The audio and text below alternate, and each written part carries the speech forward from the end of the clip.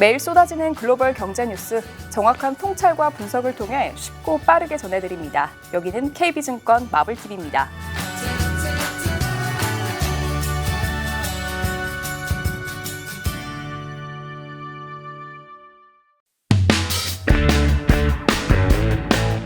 세계를 바라보는 새로운 통찰력, KB 글로벌 인사이츠 3월 17일 지금 시작합니다. 반독점 규제, 섹션 230 수정과 함께 대형 기술 기업을 압박할 조세 정책의 기조 변화. 바이든 정부 들어 세금 정책 기조가 바뀌면서 대형 기술 기업은 더 큰 압박을 받고 있습니다. 현재 대형 기술 기업은 세 가지 상황이 놓여 있는데요.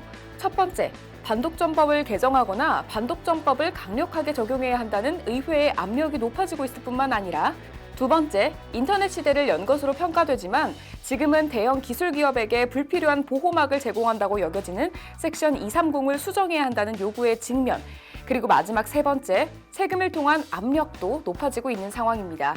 디지털세 부과도 속도를 내고 있는데요. 기업들은 기업이 소재한 나라에 세금을 납부하고 전 세계 주요 대형 기술 기업들은 주로 미국에 자리하고 있습니다.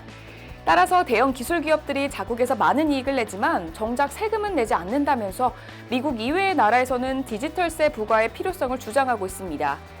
이익을 창출한 곳에서 세금을 내도록 하는 디지털세가 추진됐지만 트럼프 정부에서는 반대했습니다.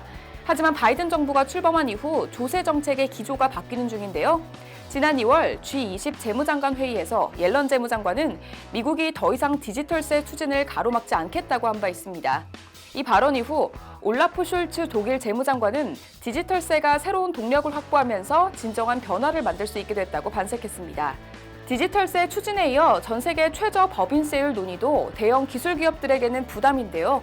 바이든 정부는 조세 형평성을 높이기 위한 법인세율 인상을 염두에 두고 있습니다. 하지만 공화당에서는 미국 기업의 경쟁력을 떨어뜨릴 수 있다는 이유로 반대하고 있습니다.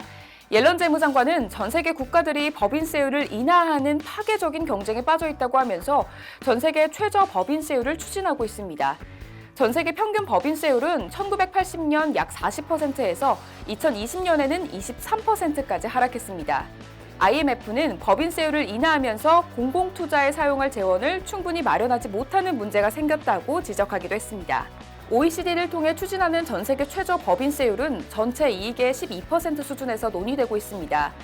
법인세율을 낮춰서 다국적 기업들을 유치했던 나라들은 법인세율을 올려야 하는 상황인데요. 법인세율을 올리지 않더라도 다국적 기업이 소재한 나라에서는 법인세율이 낮은 나라에서 다국적 기업이 얻은 이익에 추가 세금을 부과할 수 있도록 하는 방안이 논의되고 있습니다.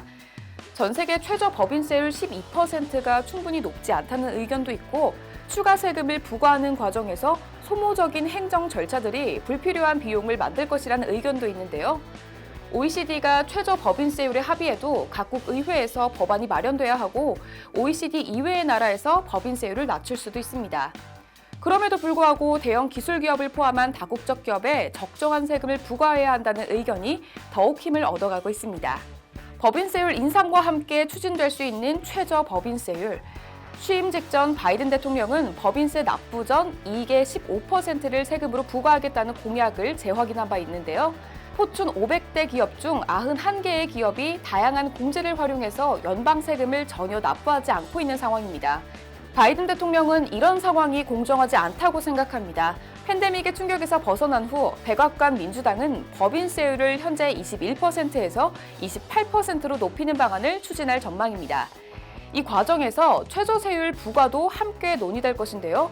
최저세율이 부과되면서 실효세율이 높아질 경우 다양한 공제를 통해 전통적으로 실효세율을 낮춰온 IT와 헬스케어 업종이 영향을 받을 전망입니다. 당장 법인세율 인상 우려가 높아지지는 않겠지만 대형 기술주 투자 심리에는 영향을 미칠 수 있는 요인으로 보입니다. 지금까지 글로벌 인사이츠였습니다.